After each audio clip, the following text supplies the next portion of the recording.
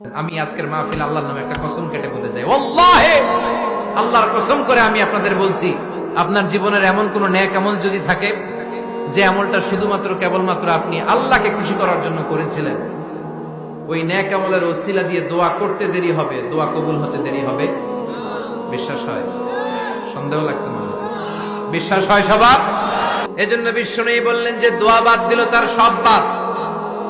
কারণ দোয়া দিয়ে নামাজ শুরু, দোয়া দিয়ে সব শুরু, দোয়াটাই হলো ইবাদত। চিল্লায় বলেন ঠিক কিনা?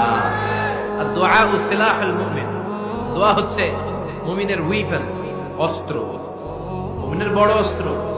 যেখানে সবকিছুর দৌরাত্ম্য শেষ, ওইখানে দোয়ার দৌরাত্ম্য শুরু। যেখানে সবকিছুর কারিশমা শেষ, ওখান থেকে দোয়ার কারিশমা শুরু। এরকম অনেক ক্যান্সারের মতো দুরারোগ্য ব্যাধিতে আক্রান্ত, ডক্টর ফাইনালাইজ করে দিয়েছে বাঁচবে না, 2 মাস বাঁচবে। কয় মাস? কথা বলেন। মাত্র 2 মাস সে বাঁচবে। তারপরও দেখা গেছে লোকটা 7 বছর বেঁচে ছিল। আছে না নাই? দোয়া, the power of দোয়া। Everything is pre-written, but by supplication is it's rewritten. সবকিছুই আগে লেখা থাকে। মহাবিশ্ব সৃষ্টির 50,000 বছর আগে আমাদের ভাগ্যে কি ঘটবে সব লিখে রেখেছে কে? সব অপরিবর্তনীয়। কিন্তু এই তাকদিরেরও কিছু জিনিস আল্লাহ চেঞ্জ করে দেয় দোয়ার বরকতে। এজন্য দোয়া করার দরকার আছে না নাই? মায়ের কাছে দোয়া চাবেন, মায়ের দোয়া আল্লাহ ফেরায় না। মজলুম ব্যক্তির দোয়া আল্লাহ ফেরায় না। মুসাফিরের দোয়া আল্লাহ ফেরায় না।